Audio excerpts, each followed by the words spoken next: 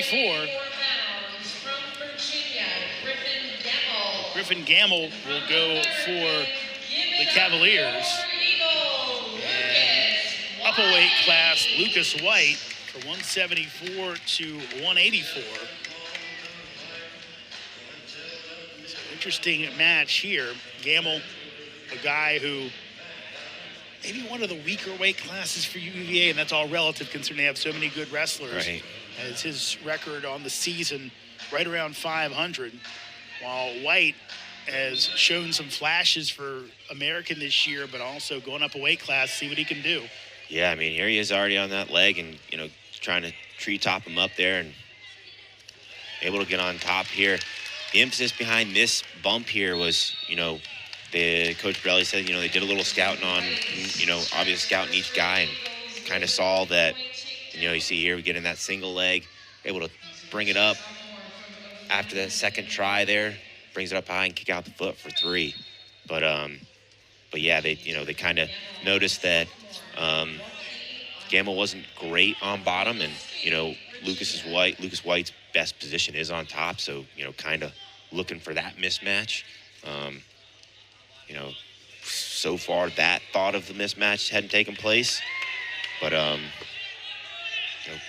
Gammell almost there for 2, but White able to find a lock, and we see him in this position a lot, and doesn't always, this kind of result of that, he gets a little extended. We'll see if he can kind of recover here and get out. So Gammell takes the lead back with that takedown. Lucas White has a jiu-jitsu background, as Jason Borelli lovingly calls him a bit of a koala bear, as he has a clinginess to him, which can be a positive or a negative depending on what part of the match he's in. Right, yeah, he's pretty sticky and pretty, clingy in his wrestling.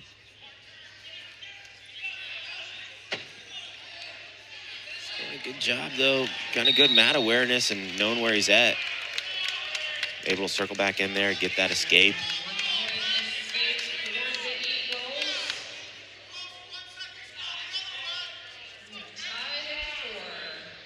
And right now, Virginia with the 24-point lead, as it looks like White has lost a contact, but looks like he's okay without it. At least I assume that's what it looks like. Yeah, that looked like your typical contact exchange there, falling contact in a match. Got an issue with scoring, I believe. Yeah, trying to figure out who's got last advantage time and maybe the actual time on the clock. Looks like they kept the clock same, but they did switch the advantage over.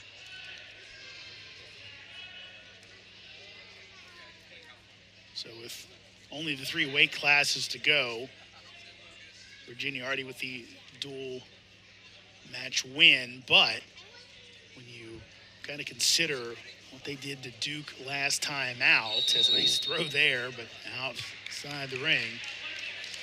A win here and maybe a win at heavyweight if you're American, that's something to build on. Yeah, no, I mean, it definitely brings the match score in a more, in a more respectable range. But yeah, definitely something to build on. This is, again, as we mentioned, this is not Lucas White's normal weight class. So he's bumping up and, getting a win over a bigger guy, no matter the quality, is always good.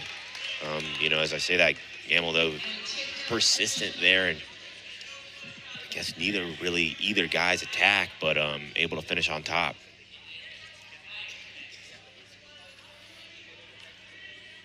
$40 seconds to go in our opening period.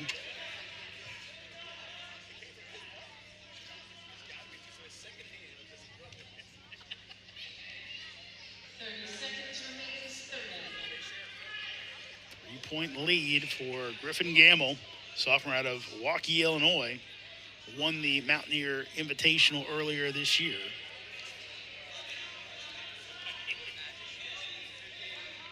Trying to find that escape in the late period. Gammell doing a great job of holding on.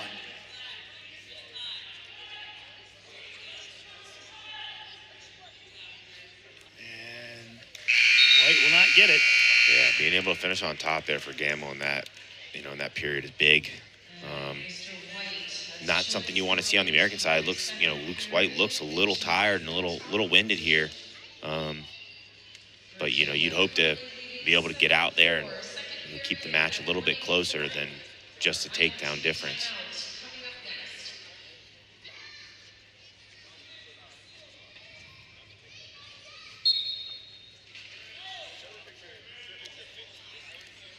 There goes White, end up getting that double leg ride, gets always real high on that, both boots in, but he's able to make it work.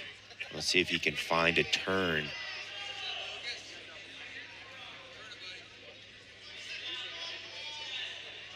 I know when I watch you watch Lucas White, I can get a little bit of the wrestling coach comes out on you. You're kind of a little bit high, a little bit high. Yeah, it's like, I mean, for some reason, somehow it works for him, but it just makes me feel real uncomfortable when he's so high up there, and it's like the pressure's on the hips and a little bit higher than you normally want it.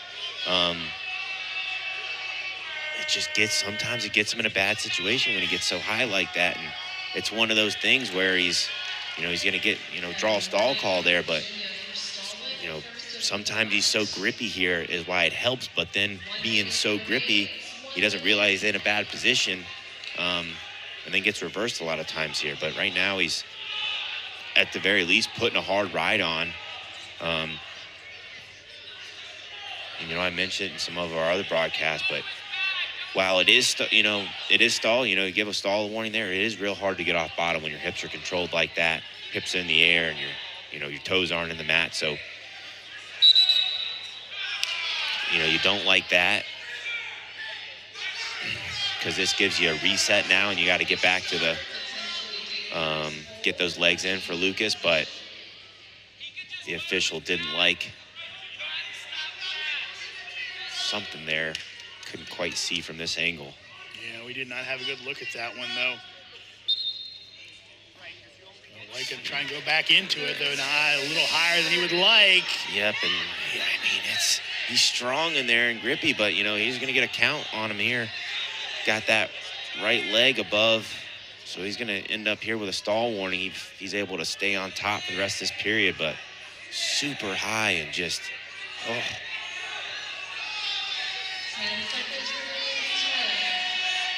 Down to 5 in the period. Riding time is going up for White. Gets it up over 50 seconds. That really should not come into play, barring being able to get a takedown here. Yeah, he's got to get back to where he was early in that first period. Get your attacks going. Finish that first takedown relatively easily. Set it up. There he gets out that single. But here is, as I mentioned, if he's not going to get his feet under him, but he does, gets extended in this situation a lot. There he goes, trying to sit through in a decent position. Hips are weird here. Oh my gosh. He's able to finish there for 3. You can see if he's get a boot in here and flatten him out. Can Lucas White ride him out for the rest of the period? He would have a win. AU looking for a stall call. That would give him a little bit of a cushion. Yeah, he's just got to be real persistent here. Oh, I knew that was coming. Oh, poor. So, I think it's how it's supposed to be called, when you see double boots in. So this is really nice, just really good hips here by Lucas White. In that scramble, knowing where his body's at and keeping those hips heavy once he got him across. But I think it's supposed to be called, when you got both boots in on top, that first one should be your stalemate. And then if you get in that situation again later on in the match, that's when that stall call calls. So he kind of flip-flopped it there. But Lucas White is able to get back to those boots in. And now he's really picking that power half, but he's got and he's going to probably turn him here. That's pretty tight.